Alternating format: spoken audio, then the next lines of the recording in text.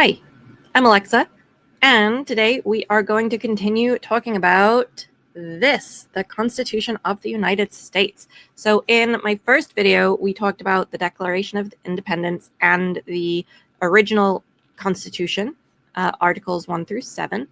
And in my second video, we went over the Bill of Rights, which is the first 10 amendments to the Constitution. There are 27 total amendments. So today we are going to look at 11 through 19. I will do a future video on amendments 20 through 27 with a bonus talk about the potential 28th. And also I will do a video on Articles 4 through 7 of the Constitution, because my original video really focused on Articles 1 through 3 and didn't go in depth on the other articles. Articles 1 through 3, if we remember, set up the legislative, the executive, and the judicial branches of the federal government and how they are to function in the highest level that they can explain them in there. All right, so let's go ahead and jump right in. So Amendment 11 says, the judicial power of the United States shall not be construed to extend to any suit in law or equity commenced or prosecuted against one of the United States by citizens of another state or by citizens or subjects of any foreign state. So this is just clarifying which judicial system, the federal or the state, and in this case it would be the state, has the power to oversee a lawsuit in law or equity, so a civil suit, of a person who is suing a state. And that means a citizen or someone from another country who is suing that state. So it is saying that it is a state's judicial system that needs to deal with that. Amendment 12 is a little bit beefy, so I'm not going to read the whole thing, but essentially in the Constitution as it was originally written, the president and the vice president were elected by elected representatives of the state. I can't remember if it is the senators or the House that do it, or if it's state people who do it. But essentially, this amendment changes it so that the people vote, and then it actually used to do it in a different way, where right now we vote for one ticket where the VP and the president are on the same line. They used to be separate, and they would vote for the president and then they would vote for a VP. So it was actually possible, and they could not come from the same state. So you couldn't have two senators, let's say from Iowa. I'm sorry, a VP and a president from Iowa could not happen at the same time. So that was sort of a check and balance, but it also led previously, where they were elected separately, to different parties holding the different offices, and obviously people from different states would be in them. So this changed the format of how they were elected and really put it back into the hands of the citizens voting, and then that would come up through, they would have to send the results to the president of the Senate, which would be the actual VP at the time, who then presides over the counting, etc. So it just sets up how we do the president and VP voting that we currently do.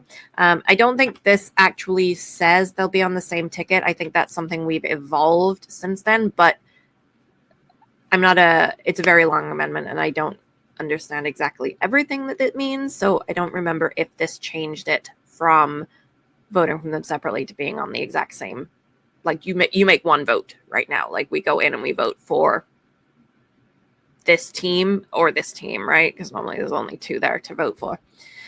All right, Amendment 13. Neither slavery nor involuntary servitude, except as a punishment for crime, whereof the party shall have been duly convicted, shall exist within the United States or any place subject to their jurisdiction. A lot of the amendments starting from here and going forwards has this additional line. Sometimes it's called Section 2, sometimes it's not. But it says Congress shall have power to enforce this article by appropriate legislation. So this is saying that slavery is illegal, except if you have been duly convicted of a crime and you are in prison, jail, whatever institution you are currently serving your time in. So this is where we can see, for example, the recent California wildfires. They did have prisoners helping to fight those, and they might still be helping with like cleanup and stuff. And then I was also thinking about, there's a Bruce Springsteen song, and he's working on the highway, laying down the blacktop all day long. He don't stop. And there's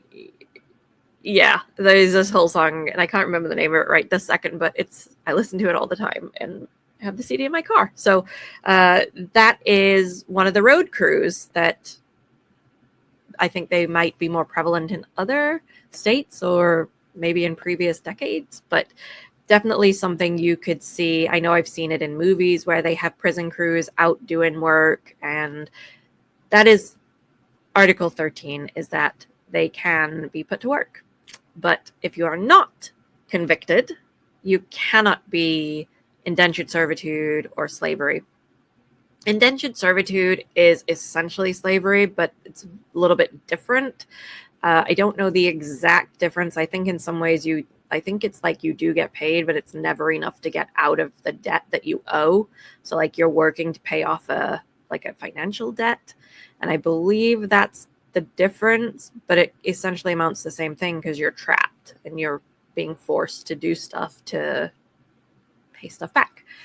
There is an argument that the current way our society is functioning, the way that credit cards have such high interest rates, it's impossible to get yourself out of a hole once you're in past a certain point. That is a new legalized form of indentured servitude. There's definitely arguments for and against it. I think that one of the things for the argument that it is, and therefore should be illegal, is that the majority of people do not know or understand the risks of the credit cards. We are not teaching really good financial literacy in our schools. And so essentially it's an entrapment where you are not knowingly or willingly signing up to be in debt for the rest of your life. But that's the end result. So you're trapped you don't get to choose. You're not choosing to be trapped. You just are. So I have a feeling that the way our society is, I mean, I don't think things like credit cards are ever going to go fully away, but I do think that there is, in the next probably 25, 50 years, going to be some changes, simply because we can't keep going the way we are as a society. And I don't just mean the US, I mean pretty much worldwide. A lot of countries have this same sort of trap by the big banks. But that's neither here nor there. And it's obviously indentured servitude might be a topic we could do in a different video and get more into it. But let's go on, because we've got a few more to go through. All right, Amendment 14. Amendment 14 is actually quite long. It has 4 sections, plus the 5th is the Congress will have the power to enforce it. This is basically saying, and I do have a point about this one, so I'm going to read section 1.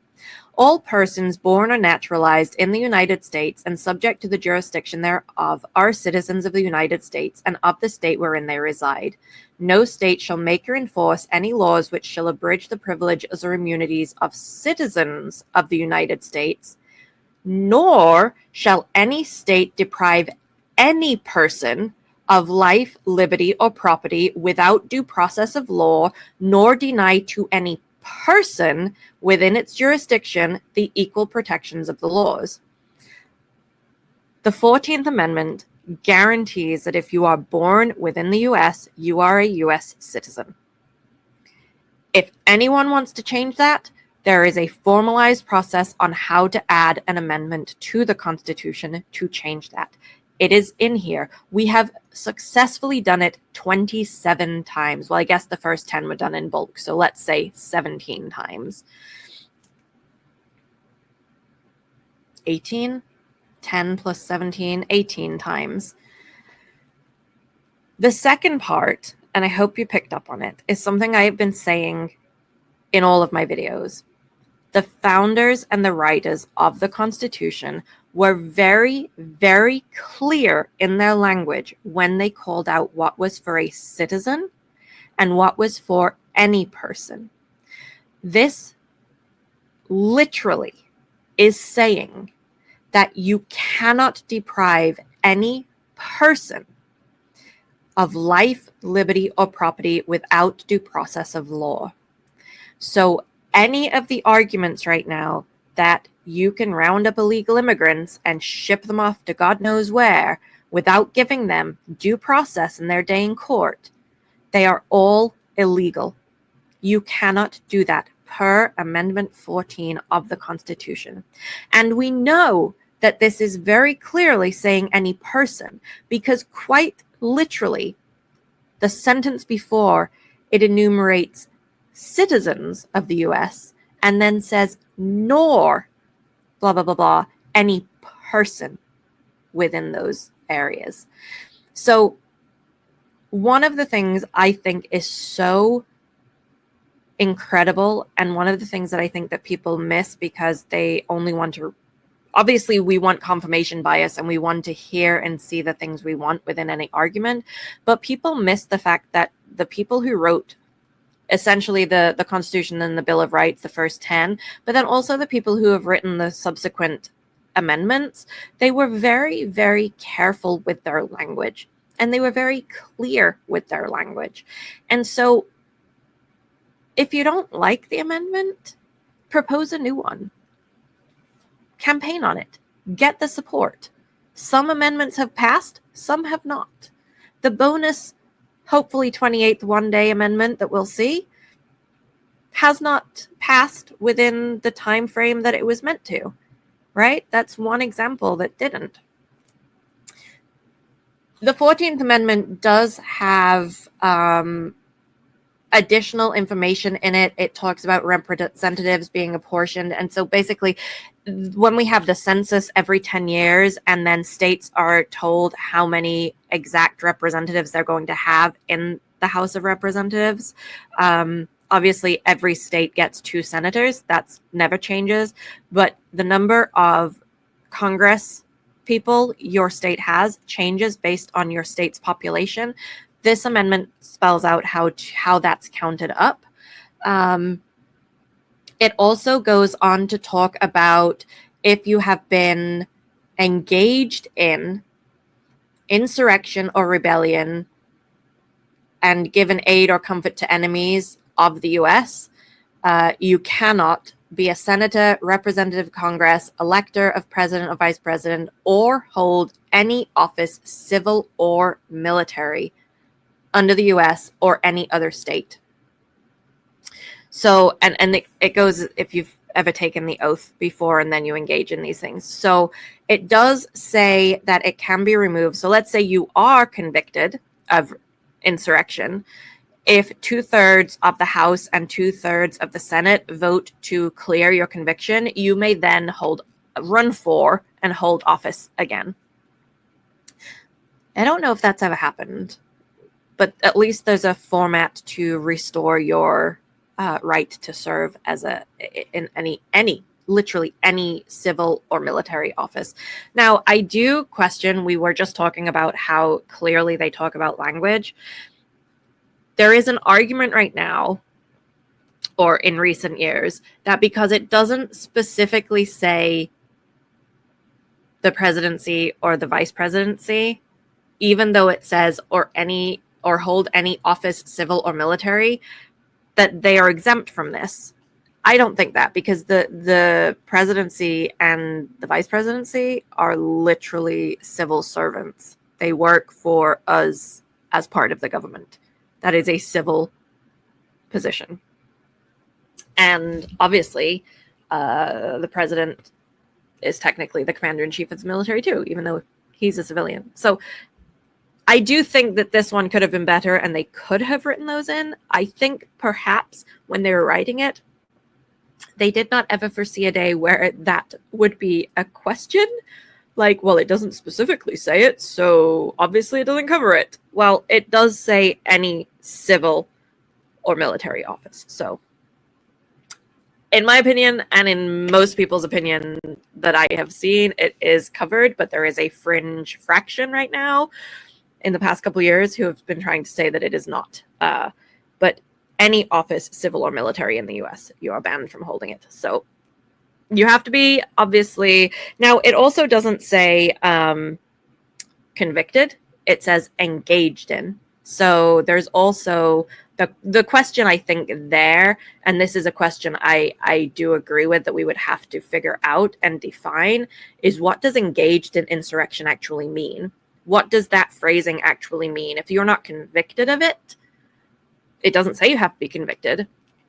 If you're not convicted, where's the line? So I think that that's a more of an argument that does need to be figured out than trying to say the president and the VP are not covered by any office, civil or military, because literally the highest civil office, the highest two civil offices in the land that you can hold, they're covered. Like, they're covered. Section 4 talks about the validity of public debt in the US and how the US will be responsible for paying pensions and bounties for services in suppressing insurrection or rebellion, and not the states don't have to pay the federal thing or something. We'd probably have to look a little bit more on that. And you can't claim for the loss of emancipation of any slave, and those are going to be illegal and void. Yeah, that one's a bit beefy. I would need to look at Section 4 of the 14th more in depth. Amendment 14, we could probably do an entire video just on that. I think there's so much packed into those 4 sections that there's a whole lot there we could unpack in a video on its own. But let's move on, because we are getting through these. Amendment 15, the right of citizens of the United States to vote shall not be denied or abridged by the United States or by any state on account of race, color, or previous condition of servitude. And again, Congress holds the power to enforce. Pretty self-explanatory. You can't deny the right to vote based on color of skin or if you were previously a slave. And that was, Amendment 15 was ratified in 1870. So my Martin Luther King Jr. Day video, I talked a little bit more about that. That one's an interesting one. It's been 155 years, and there is still gerrymandering. There is still really insidious attempts to disenfranchise voters of certain groups, specifically by race, specifically by ethnicity, specifically by country of origin, specifically by sex. There's something going through the House and the Senate right now that would essentially make it very difficult for about 69 million women to vote, because of the requirements it wants to put into place. And those requirements make no exception for women who have married and changed their name and have a different set of IDs than with a name different than their birth certificate. And then there's also the people who don't have their birth certificate anymore. Like, a lot of people don't. It's a pretty egregious attempt at disenfranchisement and gerrymandering under the guise of election security. And I'm not exactly sure how to fix it. I'm all about election security, but I'm not about supporting bills that claim to be election security or claim to be anything when really it's about disenfranchisement. And so that's pretty egregious. 155 years later, and gerrymandering is still happening. And the thing that really, really, really makes me mad about a SCOTUS decision in the past year or two is that it quite literally has been approved by 2/3 of the states who ratified the amendment that Congress has the power to enforce this by appropriate legislation. SCOTUS said they didn't have the power to do the Voting Rights Act in some instance. They've been chipping away at it. This is the supreme law of the land. It says it right here. Congress shall have power to enforce this article by appropriate legislation. SCOTUS is wrong. They're also wrong trying to dismantle the women's rights and things like that. That's a whole video for another day, too. Amendment 16. Congress shall have power to lay and collect taxes on income from whatever source derived without apportionment among the several states and without regard to any census or enumeration. I had looked this up. There was some lawsuit, and so it put into question how the federal government raises money to provide the services that the Constitution guarantees us, like our military and our post office and all the other stuff. There's a whole list of things that Congress is meant to provide us and serve us with as citizens of this country. This was in response to that lawsuit, and it lets them tax us. Now, the income tax, we could do a whole video on that. I would have to research it some more, but I know there's a whole lot of loopholes. And the problem is that every time they come up with new income tax laws, they kind of just stack them on top of each other, and they don't take old things out, and they don't fix, like when there's a discrepancy, it doesn't fix things. So it's so ridiculously insane. And it wasn't just like, okay, we're replacing it. It's like they layer stuff on, which makes it then convoluted. So I'm here for income tax reform. I am not the person who would probably be able to make heads or tails of the absolute mess that it is right now. But I am certainly for making it more simplified. I'm certainly for closing a lot of loopholes. And I think it is going to take a very conscious, very dedicated effort over several years to really sort of start from scratch and say, what do we want to keep? What do we want to go close? And then once you have what we want it to be going forwards, you say, this replaces everything previously that is now null and void. Like you kind of like cancel that out. I think that would probably be the best way to go. I don't really see that happening anytime soon with the amount of partisanship and the amount of dark money in politics, and the people who benefit from all those loopholes are basically buying what they want from our senators and congressmen. So I don't see it happening anytime really soon, but I would hope to see it. I think there's going to be a day of reckoning in the next, 50 years or so, where something in our economy and our system is going to break. And I think it goes across not just the income tax, but also things like credit and interest rates and all of that stuff. So we'll see. Maybe one day. All right. Amendment 17. The Senate of the United States shall be composed of 2 senators from each state elected by the people thereof. So this actually replaces Article 1, Section 3 of the Constitution. So previously, the Senate of the U.S. was going to be composed of 2 senators chosen by the legislature thereof. So this amendment, Amendment 17, was ratified April 8th, 1913. And it replaces it from, we don't elect our state reps and then they elect someone to be our senators. We directly elect our senators, and then obviously we send the results and all of that stuff. So that is interesting. It does go on to say about vacancies and how they can fill them, and then when their next term would be, the next election that we would vote in would be, and so on and so forth. All right, Amendment 18. This one I'm not going to spend much time on. It was ratified on January 16th of 1919, and it was repealed by the 21st Amendment on December 5th of 1933. So that is, what is that? 14, close to 15 years that it was illegal for us to make, sell, or transport alcohol in the US.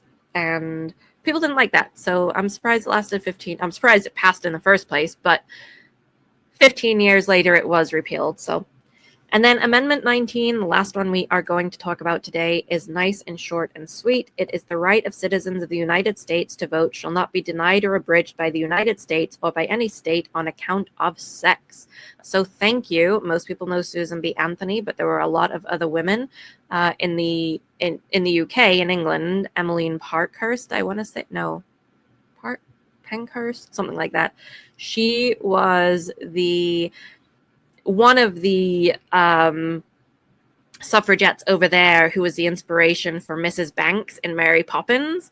Mary Poppins is one of my favorite movies. When I was a kid, I would watch it all the time. I absolutely loved the strong women in it, and Mrs. Banks was just she's funny. I just loved her. So a lot of gratitude as a woman to those women who came before me, both getting us the right to vote, but then also in the 60s, it was not just racial inequities that were the voting rights and the Equal Rights Acts and things like that were done.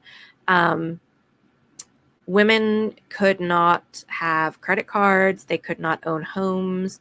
Women could be denied a place to live if they were single with children. They couldn't rent places. That is within the past 50 to 55 years that was still happening. So every woman alive today has to be grateful that we have the opportunity to do the things that we can do. I have a job. I pay all my own bills. I have my own place. I own my own car. I have all of these things that 50 years ago I probably wouldn't have been able to have. And I'm fiercely independent, if that is not obvious in the videos I've made. So I think that that's a very fitting one to end this video with. It is a long video. I hope that if you made it this far, you learned something. I appreciate you. Like I said, we have one more video on amendments. We will do 20th through the 27th with the bonus 28th has not passed. And then we will also talk about Articles 4 to 7 of the Constitution in a little bit more in another video. Thank you. If you made it this far, I appreciate you. Be kind to yourself.